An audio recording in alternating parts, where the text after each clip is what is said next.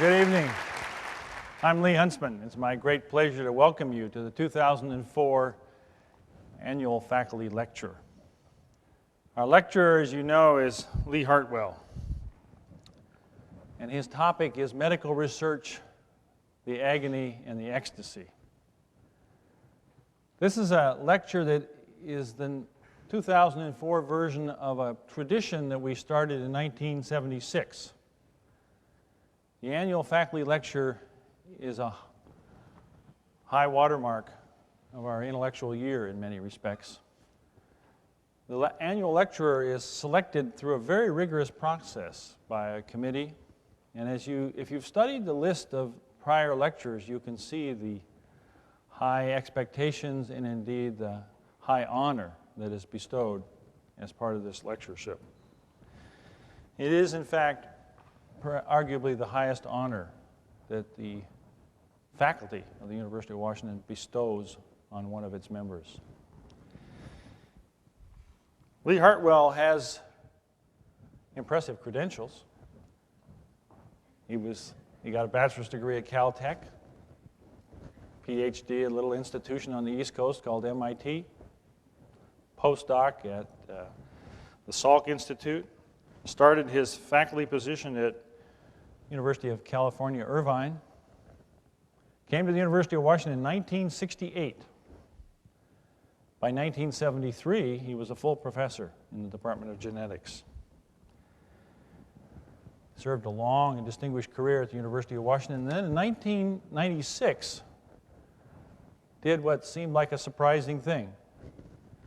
He went down the street to the Hutchinson Cancer Research Center and began a leadership role there, and a year later in 1997 was named president of the Fred Hutchinson Center. Lee's career has made him not only highly visible, but highly influential in the world of science. He has been a thought leader in the world of genetics and cell biology. He made, as you probably know, seminal discoveries in the genetic control of cell division. And the result of those discoveries was to not only advance our fundamental understanding about how this phenomenon works in cells, but also to open a pathway of further discovery and exciting potential in perhaps coming to understand how the process goes awry in cancer. The significant advancement that Lee has provided in the world of genetics has been recognized and honored over and over again. He received the Lasker Award, the Gardner Award, the Sloan Award, the Horwitz Award, and in 2001, the Nobel Prize for Physiology or Medicine. I want you to know, though, that Lee's impact goes beyond this remarkable achievement in the world of science. He is a truly outstanding teacher and mentor. He has influenced generations of students, graduate students, and postdocs. He is an exemplary scientist that's very open to new ideas and fresh ways of thinking. I still remember fondly a lunch that he and I had about, 7 or 8 years ago. It was a classic lunch. He got out the paper napkin and the pen and drew the summary of his research on the back of the napkin. And he did it in engineering terms. For me, I'm an engineer. So he drew a block diagram of the genetic control of cell division and promptly outlined 5 or 6 or 8 feed-forward and feedback pathways of control that he had identified or speculated about, and announced that he thought it was time to bring some engineers into his laboratory.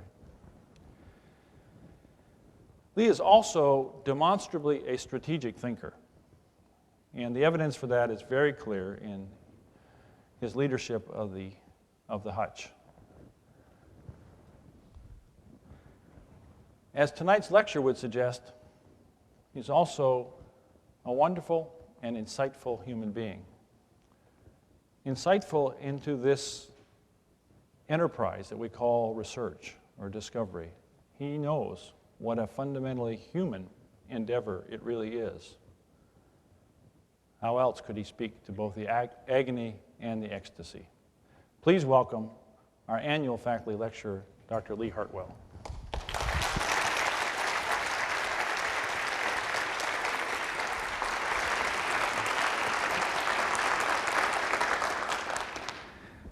Well, thank you. It is a tremendous honor to have the opportunity to give this lecture.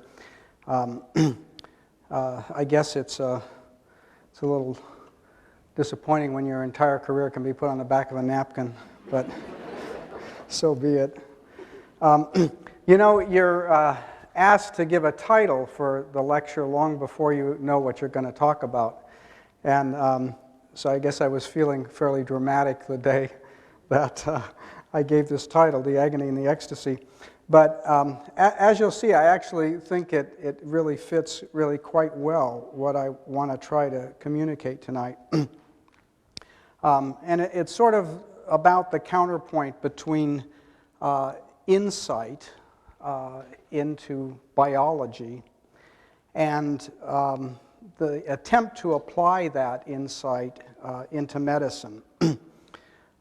And, you know, I think that as humans, we have this sort of unique feature of imagining things and trying to bring them into the real world.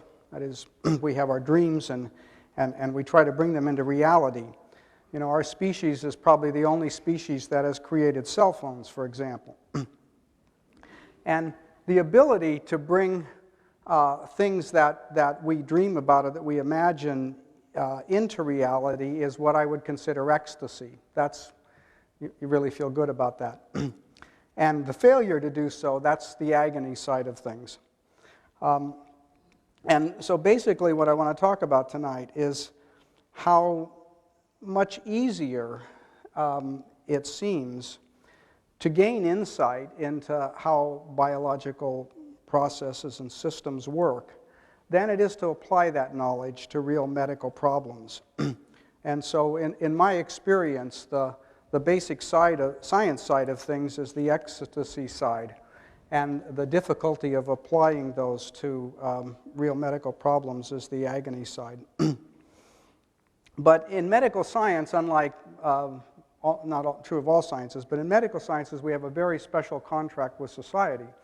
And most of the research support which goes into biological sciences and medical sciences is given with the expectation by society's part that we will apply that information to medical problems. And it's rare to see an interview or a newspaper report of some biological finding, no matter how esoteric it may be, without some speculation as to how this is going to cure cancer or some other disease. In some ways, I envy astronomers who, for the most part, are able to live in the ecstasy side of the world with little need to achieve any real application. So let me begin. I want to begin in about 1964 when I became a postdoctoral fellow. And that's a time in your career where you usually choose a problem that you're going to spend most of your career studying. And at that time, I became very interested in cancer. It just seemed like a really fascinating problem about which we knew almost nothing. We knew, for example, that the incidence of cancer was very age-related. It occurs in older people and rarely in younger people. We also knew that cancer cells were very different than normal cells. I mean, even when you took them outside of the cancer, outside of the body, and you put them in petri dishes, they behaved differently than normal cells. And I began working in a laboratory, Renato Del Becco's laboratory at the Salk Institute, that was studying cancer cells in culture. And it seemed that one of the most fundamental processes that was different was the ability of cancer cells to divide when normal cells didn't, and to multiply.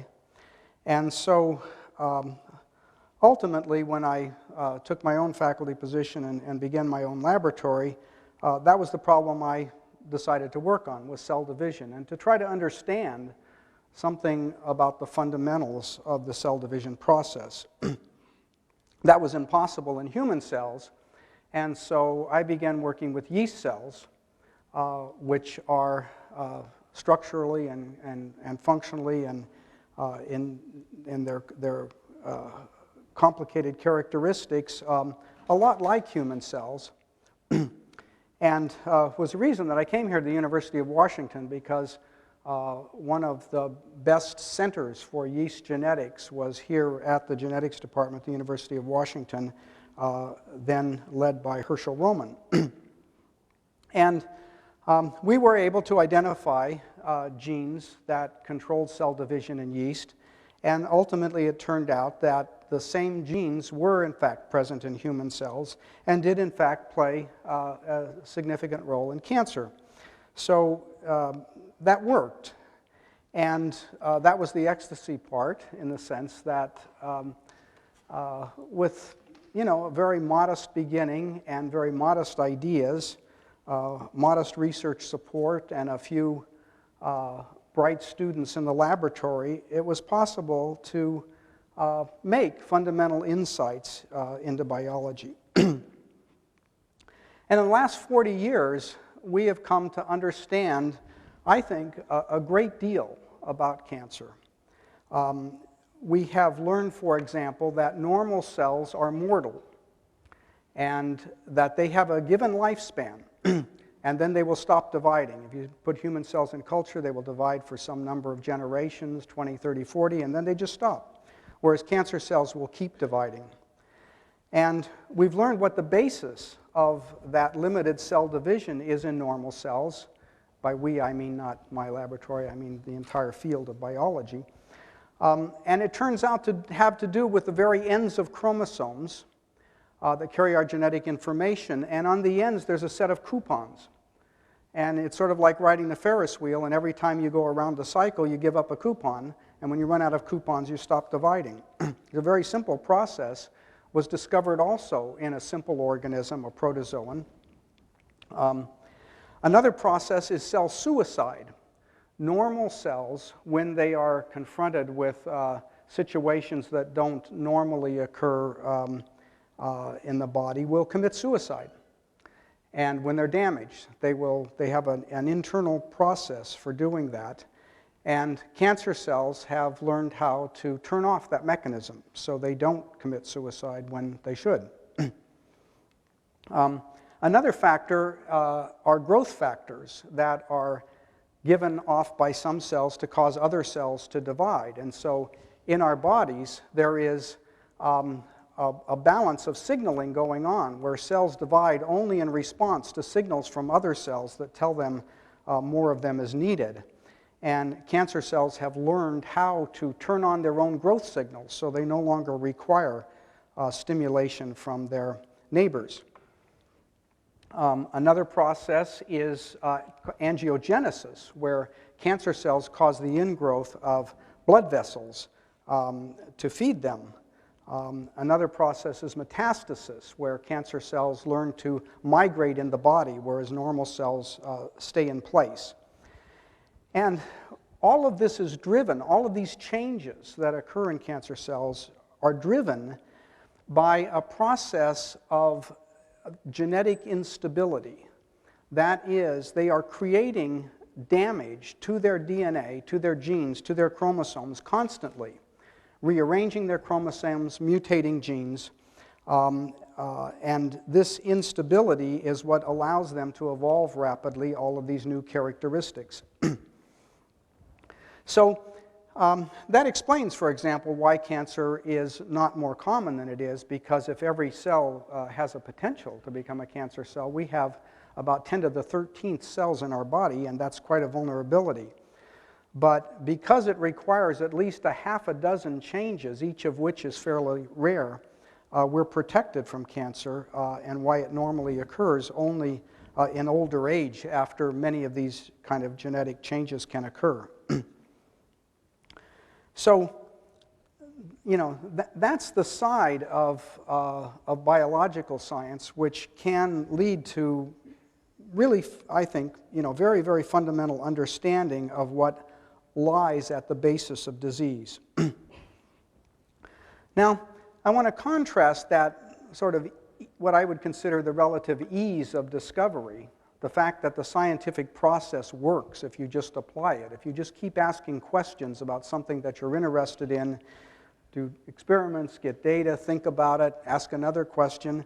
The scientific process works, and it leads to fundamental understanding even with relatively modest resources and number of people working on a problem.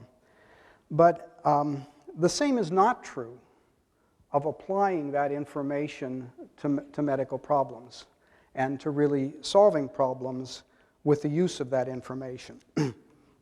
And clinical research requires huge teams of people, each performing different functions, requires huge investments of money and resources, requires collaboration between medical schools and academic institutions and for-profit companies that need to make major investments in order to bring something to fruition, requires long clinical trials with thousands of people that require often a decade or more in order to even see if something will work. And then, more often than not, the process fails, and the hoped-for application is not successful. Now, as was mentioned by Lee Huntsman, in 1997, I moved from this academic world of ecstasy to become to move to the Cancer Center at the Fred Hutchinson Cancer Center, and then became director in 1997, where I've been for 7 years. And the reason that I made that move was quite conscious. I really felt that the knowledge in cancer had become very sophisticated, and I just wanted to be closer to the process of applying it to the problem of cancer. And of course, at the Hutchinson Center, there are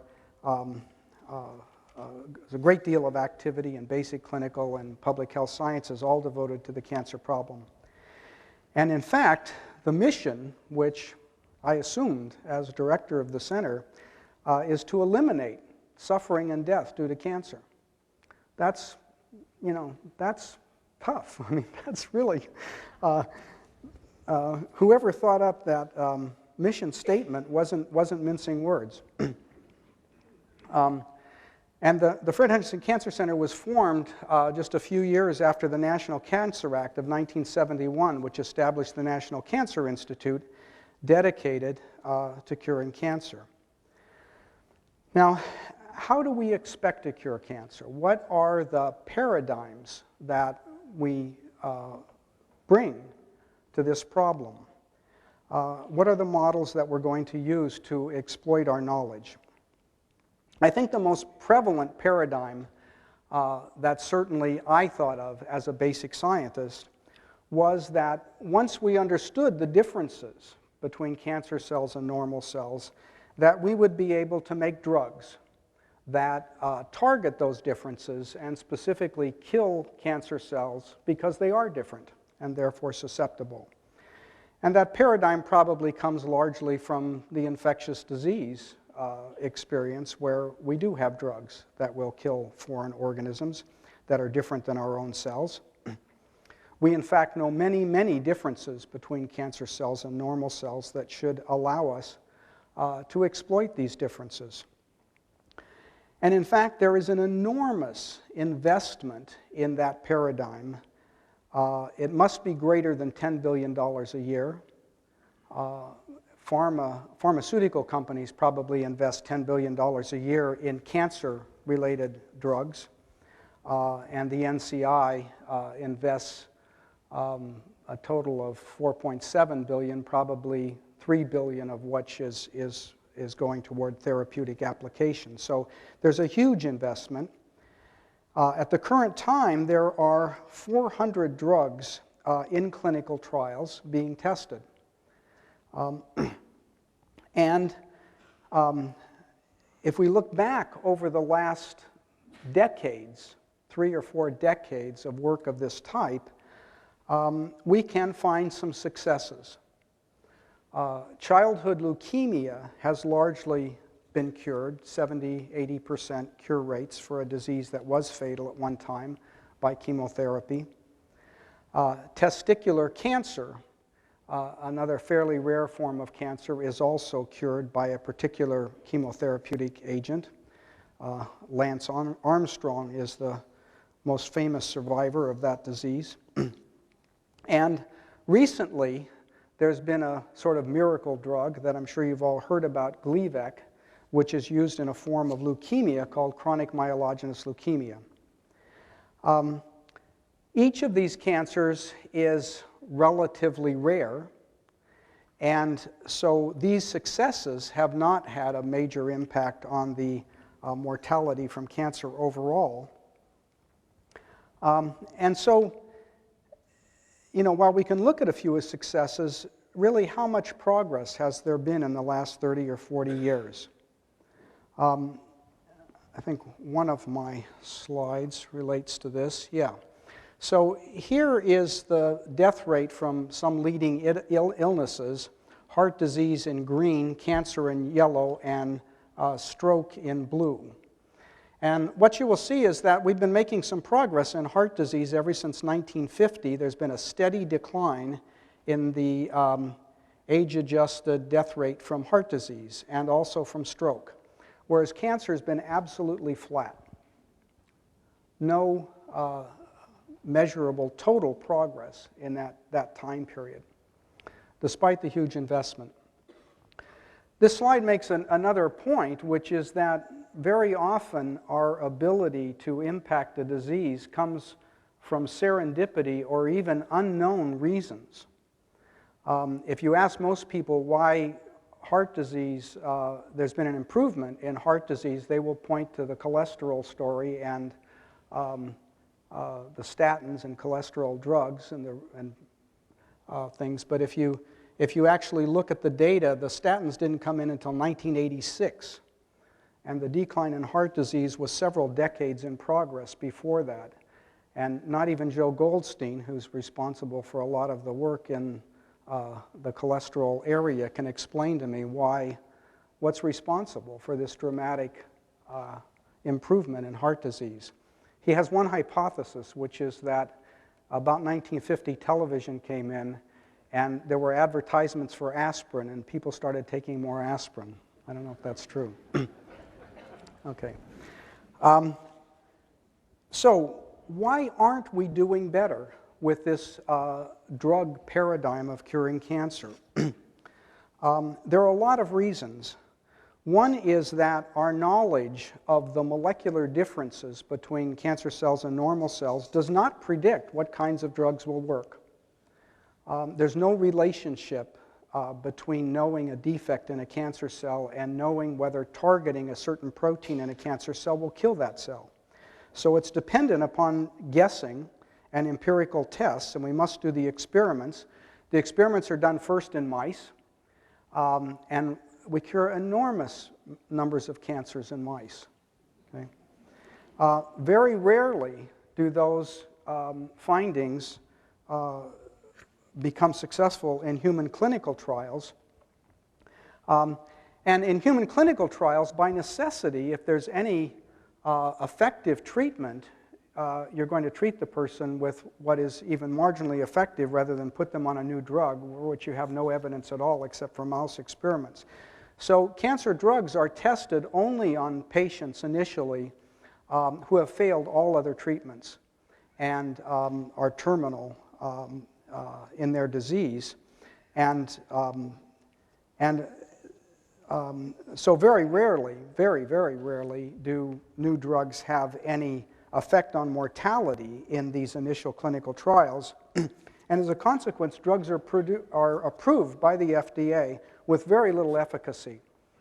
If they merely prolong the progression of disease by a few months, then they can be approved, and they will enter into widespread use with very marginal effectiveness. And this is what drives the large pharma industry in making drugs, which cost about $800 million per drug to bring to market.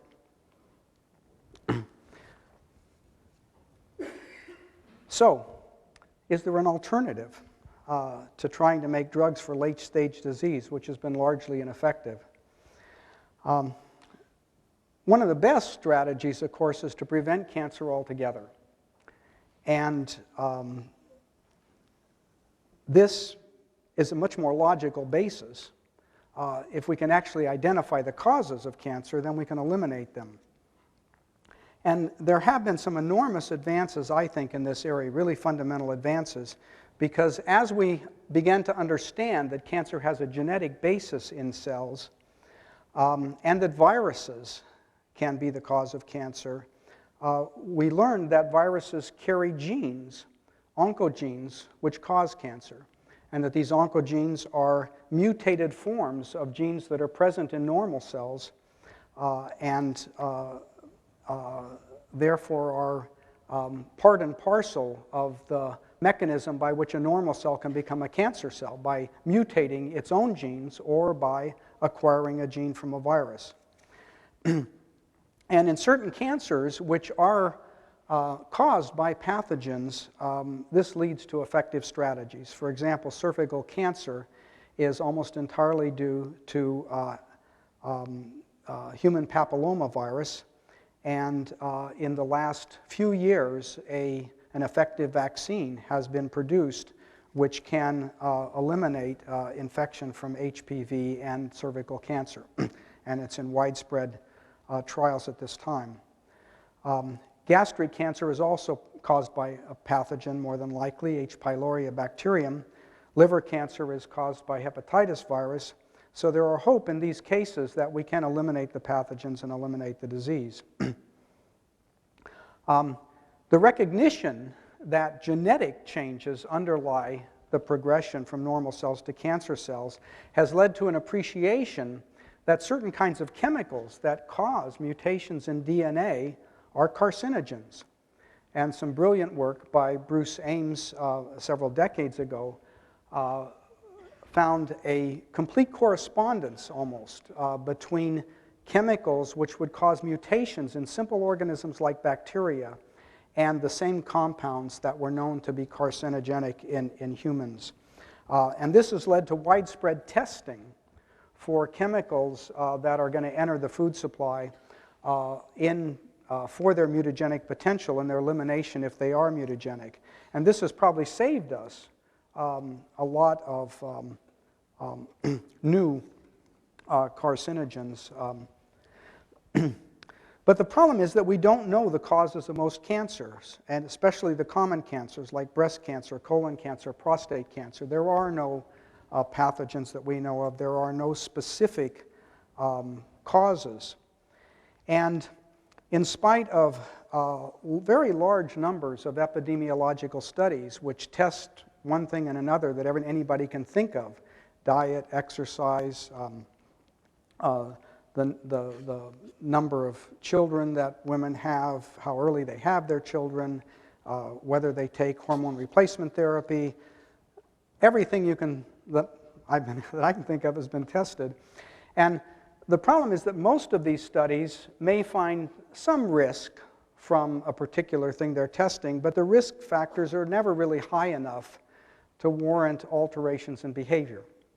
It may be a risk factor of 1.5, a risk factor of 2, and it's just not enough to say, to lead us to understand how to avoid the incidence of these most common cancers. Most causes are probably combinations of still unknown agents, and the combinations are going to be very hard to sort out, and there isn't really a logical approach to it.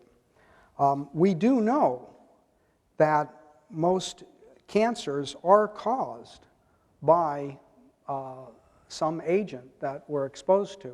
It doesn't mean that the genetics isn't important. It's a combination of agents working on genetic susceptibility.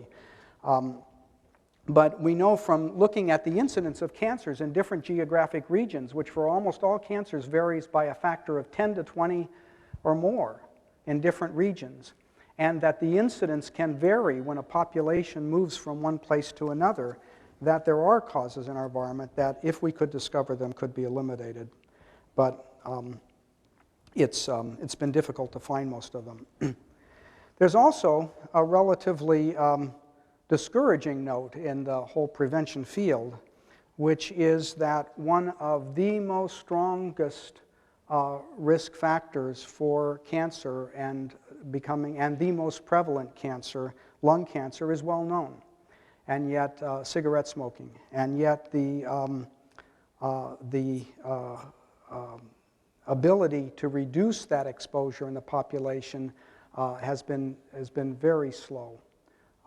Governments won't act to eliminate cigarettes as a carcinogen, and people tend to hang on to that very risky behavior, and unfortunately, children take it up as well. Okay, so that's the agony side. I mentioned this human characteristic of wanting to dream and trying to bring dreams into reality as one sort of human characteristic. Another human characteristic is indomitable optimism.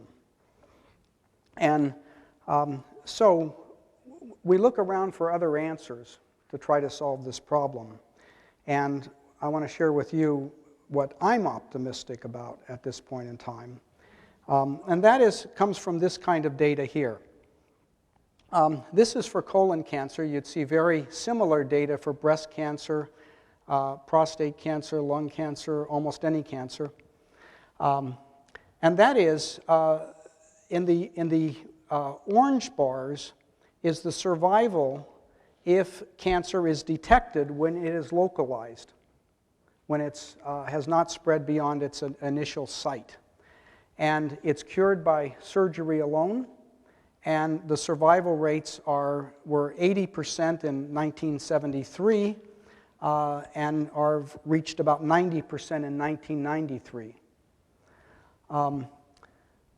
If the disease is regional, which means it hasn't spread very far, but it's broken out of sort of its local boundaries, you get the blue data, which had a survivals of about 50% in 1973 up to about 65% in 1993.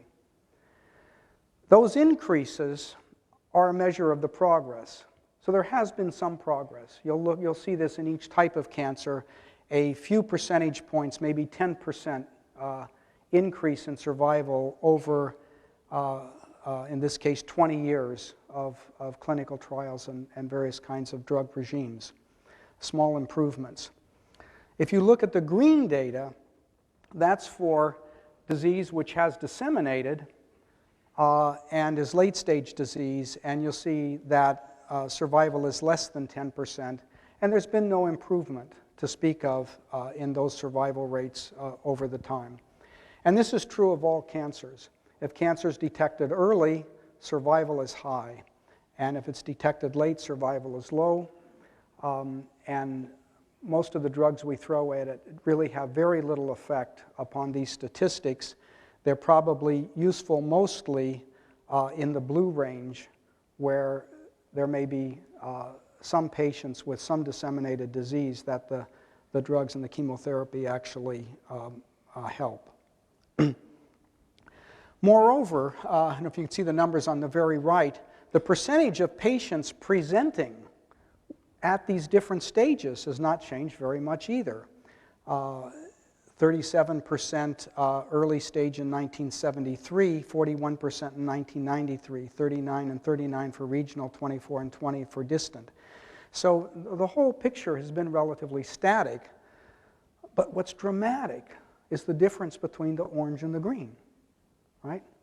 I mean, if the drugs aren't working and we've sort of run out of the big risk factors in epidemiological studies, let's try and take advantage of this dramatic difference. Now, I think this is really an opportune moment to step into this space because I think we can detect cancer earlier. And this depends upon the development of new technologies relatively recently, which allow us to look quantitatively and in some considerable depth at the proteins which are present in body fluids like blood. And blood can be enormously powerful in terms of its diagnostic potential. Until about a year ago, there were only about 500 proteins identified in blood. It's estimated that there's as many as 1 million, at least 100,000 different protein species in blood. We knew less than 1% of them, maybe only 0.1% of them.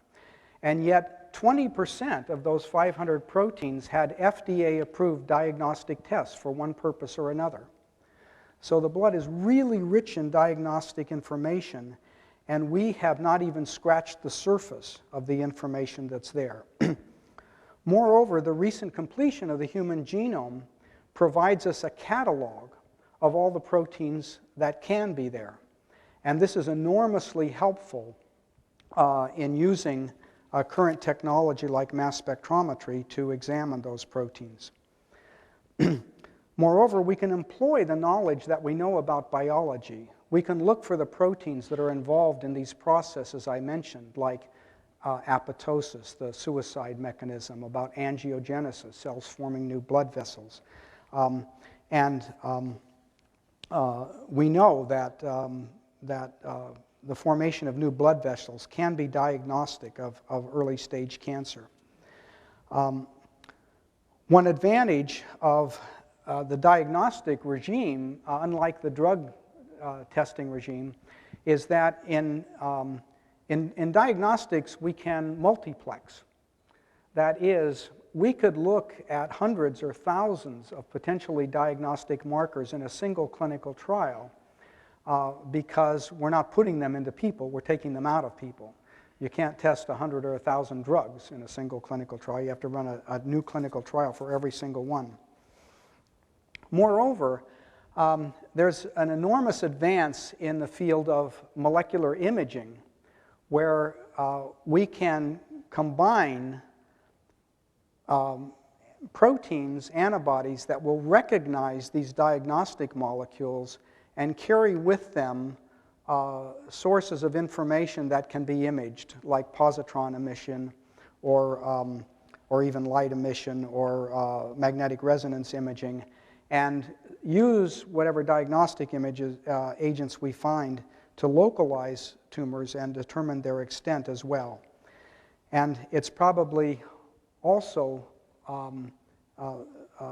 possible to combine these same markers which are localized to the tumor to tag toxic agents on that can kill tumor cells and direct them directly to the tumor cells where they'll be highly enriched in the tissue that needs the toxic therapy rather than normal therapy. So I think there are some enormously promising reasons to be placing a lot of effort into this area of early diagnostics, and it's one thing that we are pursuing dramatically, aggressively at the Hutch, and developing partnerships with a lot of other institutions, both around the country and in the world. We have we're working with Rudy Abersol at the Institute for Systems Biology and Dick Smith at PNNL and a variety of other people. In spite of the fact that I'm really optimistic, I think there's a new opportunity. This is application. This is not basic science. And the road to application, as I've already tried to indicate, is really thorny and very, very difficult. And let me tell you what some of the hurdles are to bring that kind of vision into reality. One is that the current investment in drugs versus prevention versus molecular diagnostics is probably in a ratio of about 100 to 10 to 1. Okay? So there's just not a lot of resources to pursue this kind of idea, even though it might be very, very promising. And the reason for that is partly the marketplace, is partly the fact that companies do not believe that diagnostics will return a big value, whether they're enormously helpful for patients or not, whereas drugs which are fairly ineffective do return a huge value. Secondly, these diagnostics have got to be very effective in order to be applied broadly for screening. If the future is that each of us goes in for a blood test every year or every 6 months and we detect cancer at an early stage, those tests are going to have to be very, very good, because even a 1% error rate can create more false positives, more people who are afraid that they have cancer when they don't, more people who may have to have invasive treatments when they don't need them. And so that problem of over-diagnosing the disease is a huge problem that can only be overcome by very, very effective diagnostics, or by identifying populations of people which are at high risk. So for example, if we had diagnostics for early stage lung cancer and we applied them to smokers where almost all the lung cancer occurs, that would be an effective strategy and would not require near as high a performance on the basis of the test. Another factor is that it's extremely difficult to prove that a diagnostic test is actually working.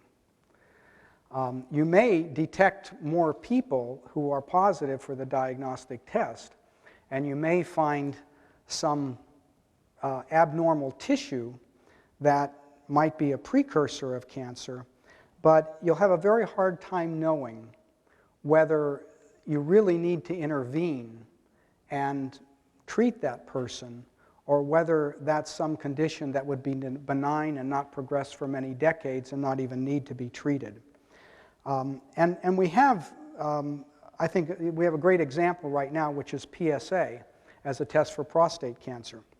As PSA became widespread as a testing agent for prostate cancer, the incidence of prostate cancer rose by a factor of 2 over the period of about a decade. I don't think that's because prostate cancer really rose in incidence by a factor of 2, but it's because we're finding earlier stage, or things that are related to prostate cancer, or things that look like prostate cancer, or things that emit this PSA test. Whereas the mortality has not changed. And that's the ultimate test. The ultimate test of a good diagnostic is that we improve mortality. And so if we're treating people on the basis of a test that's detecting the disease earlier, there should be an improvement in mortality, and that's got to be the ultimate criterion. And we won't know that for PSA for another 5 to 10 years, whether the curve is going to start coming down. There's another problem, which is that when a test becomes widely available, people want it. And so they start having this test, and you can't actually test whether it's effective. Because to test whether it's effective, you have to have a group of people who are getting the test, and you're following their mortality, and a group of people who don't get the test, and you're following their mortality. And if nobody doesn't want to get the test, you can't do it. Okay? And that's really one of the problems we have with PSA right now.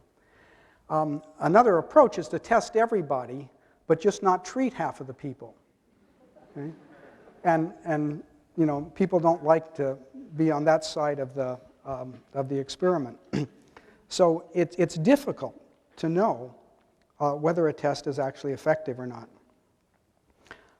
Another issue is that while diagnostics don't command a big interest in the marketplace because their monetary return is small, the trials to do diagnostic tests are just as expensive as the trials to do drug tests. You need large numbers of people. You need to be following them and treating them. It's exactly the same thing. And so where will we get the money to do the clinical trials in order to test the diagnostics? One possibility, this is what I'm hoping for, is that pharmaceutical companies want diagnostic tests for the effectiveness of their drugs because they can get them approved faster. So that if in a clinical trial you're giving a drug, if you're looking at something which is a measure of the tumor and that measurement goes down, you can get that drug approved very rapidly. If you have to wait to see how many people live and how many die, that's a very long and very expensive trial and requires a much higher performance level. So the very same diagnostic agents that we can recognize as potential detectors of early cancer can also be used in these pharmaceutical trials and therefore may get their way paid on the basis of drug trials. And then finally, just to make the picture even a little more dismal, there's a huge problem with intellectual property, I think, in the diagnostic area. And the model for biological science, and particularly in the drug therapy area, is exclusive licensing. Because if a company is going to make a huge investment in developing a drug, then they want to make sure they're the only ones who get to work on it, and so they require an exclusive license. And this model has also leaked over into the diagnostic area. And unfortunately, if the future is anything like I hope it's going to be, when you go in for that blood test, you're going to be tested for thousands of proteins, not a single one. It's all going to happen on some little tiny chip. And unfortunately, that's going to be difficult if every spot on that chip is owned by a different company, right? So one of the big challenges we're going to have to make this whole diagnostic area work is to change the thinking in the industry about how intellectual property is protected and used.